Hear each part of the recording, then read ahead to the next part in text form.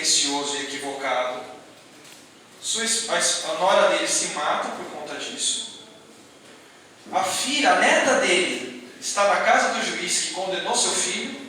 E o filho do juiz tenta seduzir a menina todas as noites. Inclusive ele fala, daqui a pouco ele consegue. Porque ele já está tentando isso há tanto tempo, que ele, com as artimanhas do Saldanha, ele vai tentando, né? Mas ele sabe que isso é de mais dia menos dia. Bom, então o Globo falou, vamos fazer o seguinte, vamos para lá e vamos fazer uma reunião. Em sono, traz para mim o juiz, traz para mim a menina e traz para mim o Jorge. Vem todo mundo para cá. Vem todo mundo. Quando o juiz, antes dele dormir, ele não sabe por que ele não tira da cabeça esse julgamento. E ele fica assim, poxa, eu julguei tantas pessoas, eu faço isso todos os dias, por que esse especificamente não sai da minha cabeça? Já eram eles colocando os pensamentos nele. Quando ele pega no sono, ele sai do corpo, que ele dá de cara com quem? Com o Saldanha. E com o Jorge desdobrado. Então o Jorge está encarnado assim como o juiz.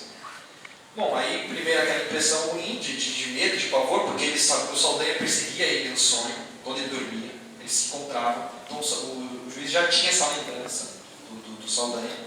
E aí Gúbio começa a trabalhar o juiz.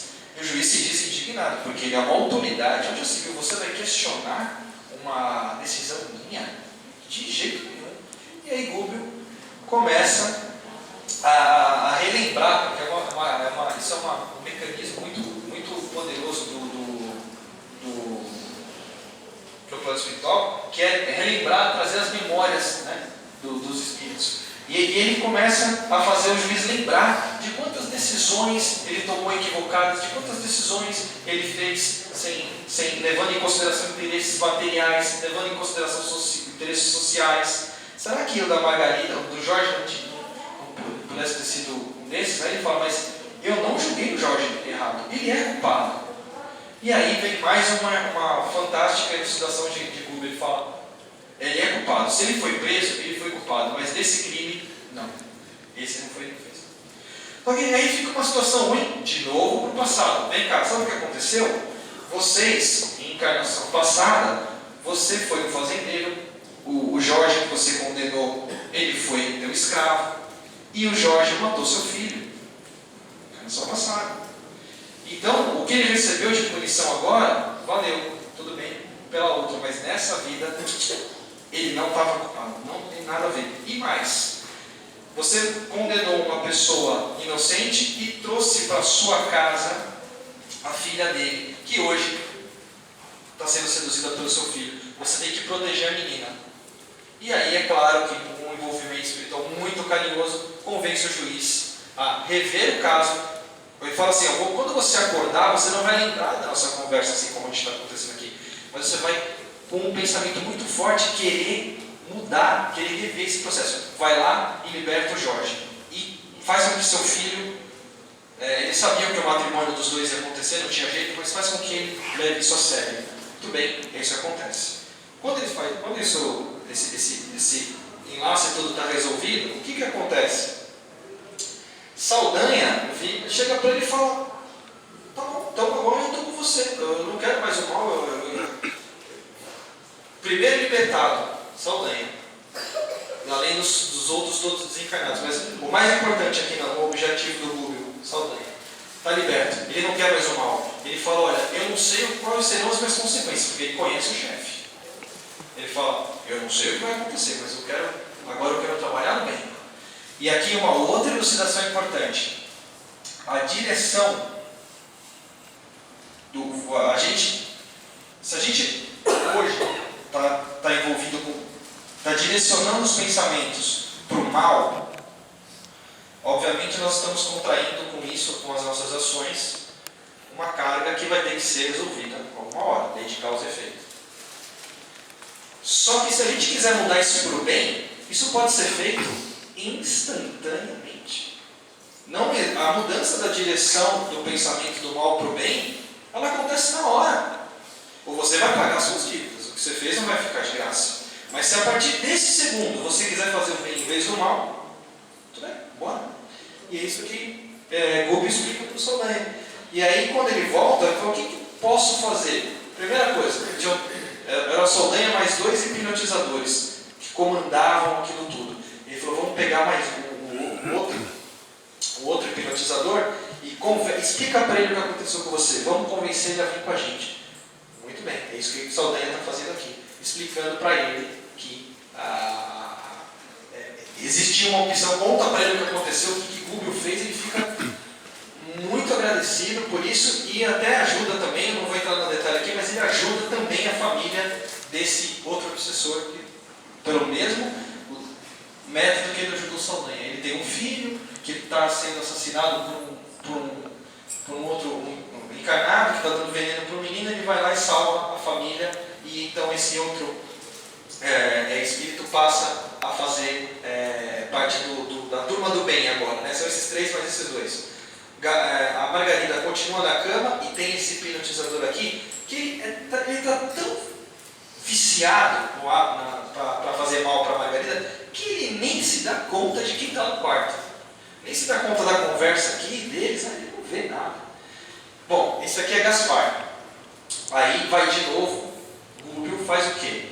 Chama o marido da Margarida, altamente intuindo, fala, olha, vai no centro espírita, leva ela e indica, guia ele para chegar naquele centro. Ele volta, chama a Margarida e fala, vamos no centro espírita, que nós vamos ver se você melhora. E ela está atendendo, ela está tão mal que ela vai, qualquer coisa que possa melhorar, ela atende.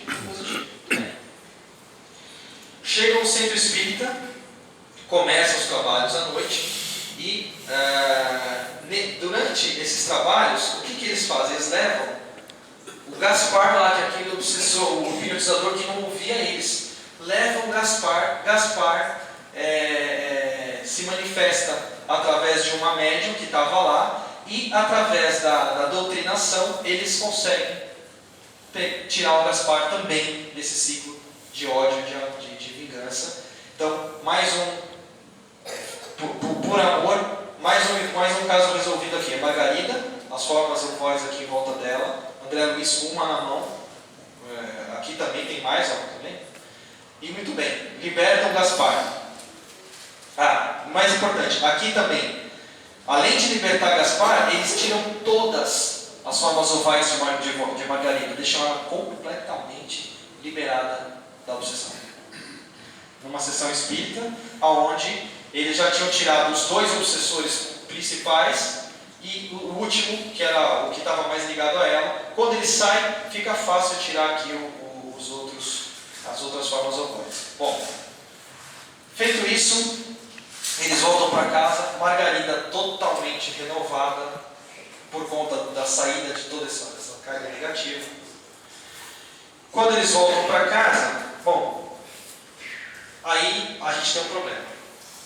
Mais um agora para resolver. Agora estão chegando no objetivo, que é a Gregória. Saldanha fala para o Gúbio, é o seguinte, nós tiramos o obsessor, o Gaspar, tiramos o outro, eu já saí. Levamos a Margarida lá, tiramos as formas ovoides. Daqui um pouquinho o Gregório está aqui. E ele vem, ele sabe do mal que o Gregório era capaz de fazer. Ele fala, o negócio vai pegar aqui. Vamos se preparar. E com o que ele conhecia, ele falava, como é que a gente vai brigar com ele? Ninguém vai brigar comigo.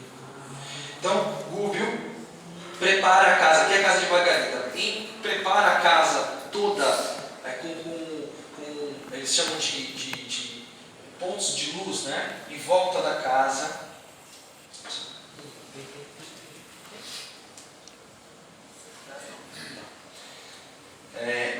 Aqui está uma coisa muito bonita que não tem um slide para mostrar, mas eu vou contar para vocês. Antes dessa cena acontecer, quando eles voltam e a casa está liberta, o Gúbio prepara a casa com luz. Olha só que interessante, mudou a direção. Uma casa que um dia antes era uma casa com 60 espíritos vingativos, fora o ambiente todo da casa, no outro dia é uma casa iluminada, simplesmente porque houve uma mudança de pensamento. Toda essa mudança foi feita pelo amor, salvando um, ajudando o outro. Isso foi mudando o clima da casa.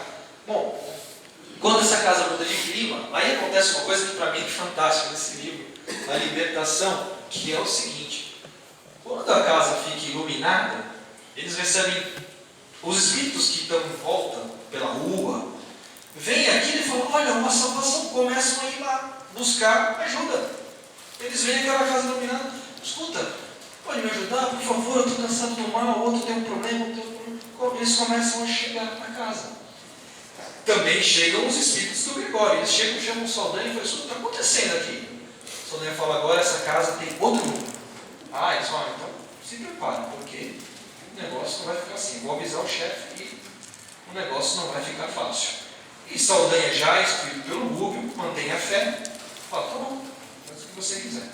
Só que o que acontece? Essa casa, eles começam aí o André Luiz chega no Rubio e fala: Rubio, tem um espírito vindo aqui querendo ajuda, o que a gente vai fazer? Agora essa casa vira um pronto-socorro, nós vamos atender todo mundo. E começa a atender todos os espíritos.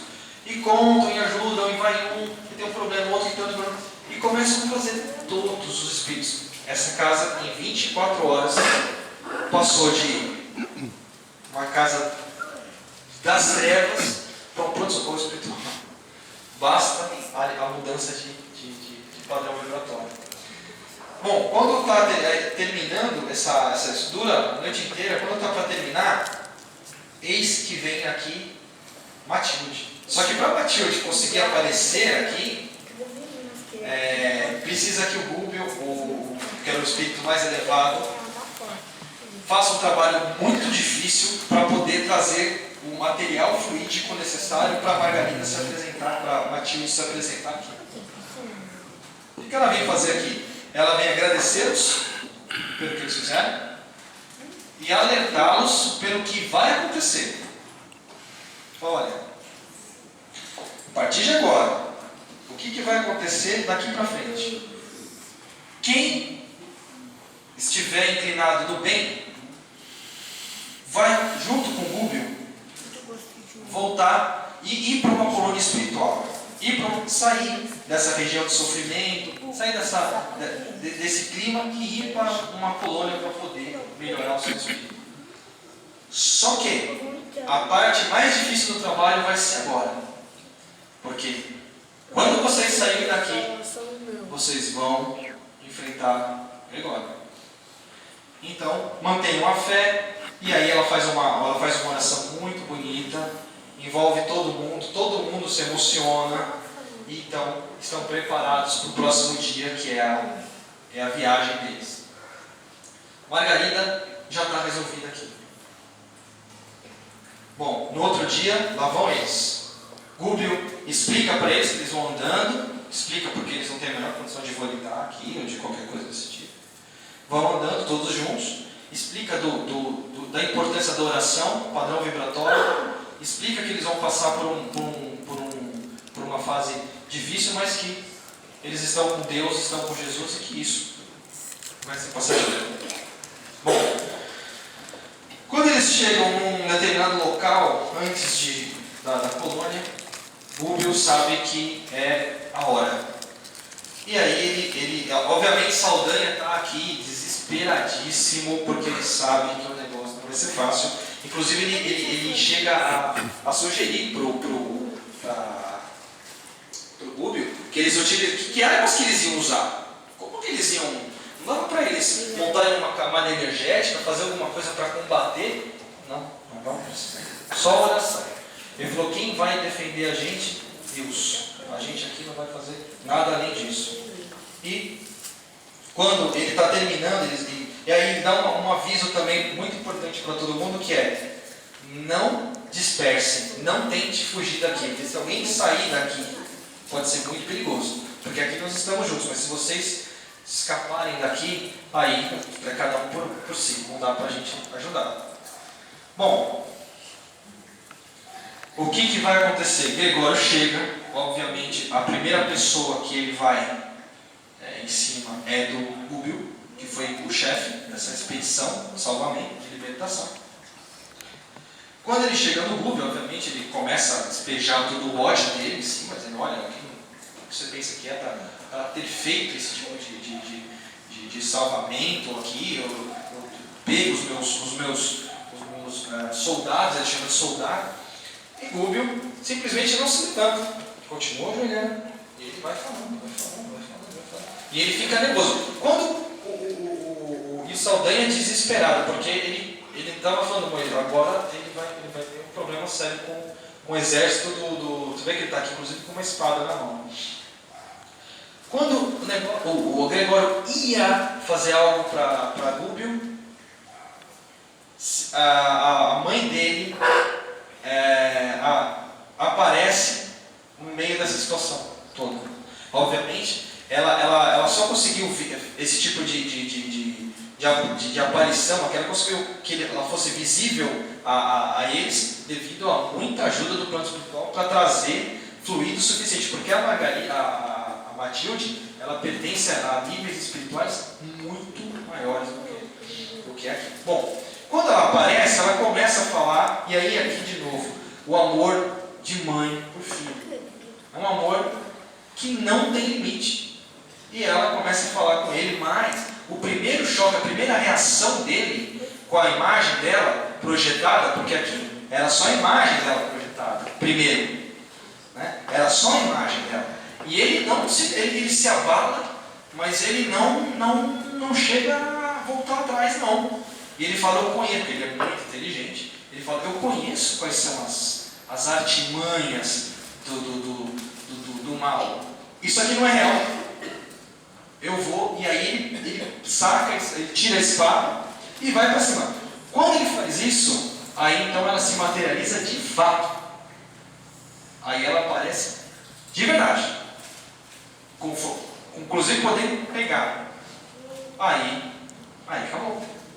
A hora que ele vê a sua mãe de frente para ele, falando que acabou o tempo de treva dele, é legal que quando ela chega a primeira vez e fala para ele, ela fala, hoje acabou algo que você está fazendo. A partir de hoje, antes dele falar qualquer coisa, ela já sabia que aquele momento, o que ela ia falar e o que ela ia fazer, ia atingir o coração dele de tal forma que ele não ia mais se envolver no mal.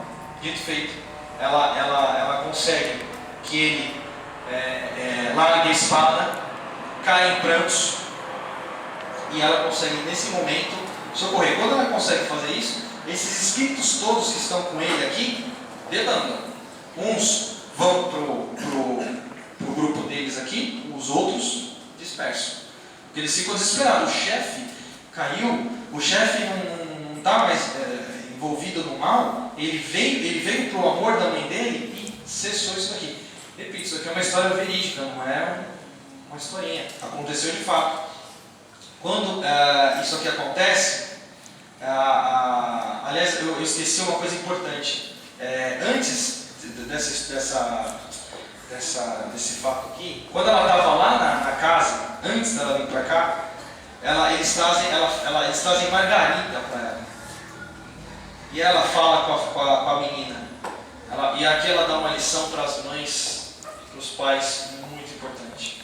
Ela fala assim, agora que você está liberta, agora que você não está mais obsidiada, e ela reclama demais, ela fala, mas eu continuo me sentindo mal, eu tenho medo, o que é a minha vida? A minha vida não serve para nada, tá? Eu estou até atrasando a vida do meu marido, porque ele é uma pessoa boa, mas eu não... E aí ela fala, tenha paciência, trabalhe em nome de Jesus e se prepare, porque eu vou reencarnar sua filha. Olha como é que é a libertação das pessoas.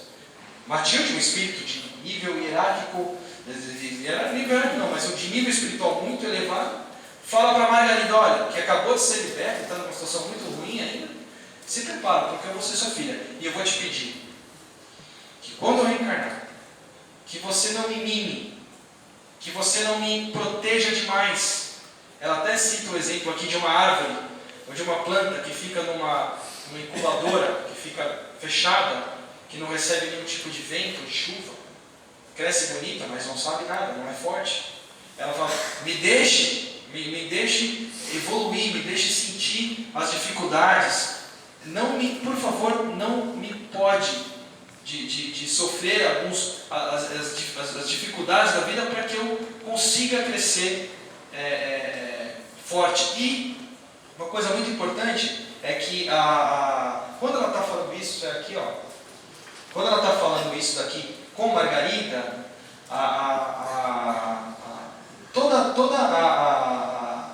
ela fala uma coisa que as mães e os pais, né, devem lembrar sempre. Ela fala, a responsabilidade da nossa, mesmo de um espírito do nível dela, grande parte da responsabilidade do sucesso da reencarnação dela pode estar nas mãos da mãe e do pai, que vão guiar ela nos primeiros anos de vida, quando o espírito ainda está se conectando aqui, ainda está chegando na Terra. Então, por favor, ela pede para ela, por favor, cuida de mim, quando eu for criança, com esses tipos de orientações que eu estou te dando. Aqui ela salva Gregório, e como que vai fechar o salvamento do Gregório aqui? Fora ele aqui ter desistido do mal, tem uma coisa importante. Ela vai reencarnar filha de Margarida, dentro de alguns anos. Gregório vai reencarnar filho dela. Está aqui muito mais anos, porque ela vai ter que crescer, casar, e aí Gregório vai ser seu filho. Lá, e o plano reencarnatório do Gregório é o seguinte: ele vai nascer, ele vai crescer, ele vai nascer muito bem, saúde, ele vai se desenvolver muito bem, ele vai ganhar uma coisa muito, muito difícil para um espírito, principalmente um espírito como ele. Ele vai ter dinheiro, ser rico. Durante a infância, a adolescência e, digamos assim, fase adulta, a Matilde vai estar com ele, ajudando no que puder. Durante os amigos dele, durante a sua vida, quem serão os amigos dele? A maioria, muitos desses espíritos que estão aqui, que vão encarnar e vão viver junto com ele. Falsas amizades, interesses, etc.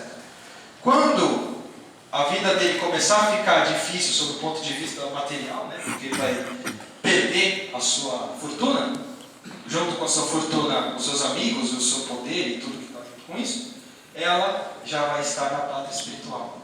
Daí para frente, velhice, doença e abandono é sozinho. É ele que vai ter que se resolver daí para frente. Né? Então, essa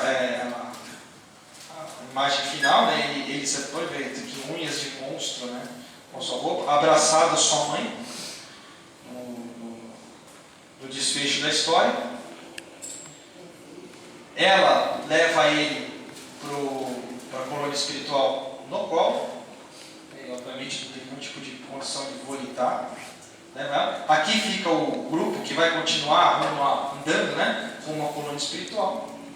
E a libertação dele foi feita dessa forma, envolvendo todas essas pessoas. O trabalho de Rubem, o trabalho de André Luiz, o trabalho de Eloy, o outro aqui. E Gregório está salvo. Essa é a história do livro. Eu espero que isso tenha despertado algum tipo de sentimento positivo em cada um de vocês.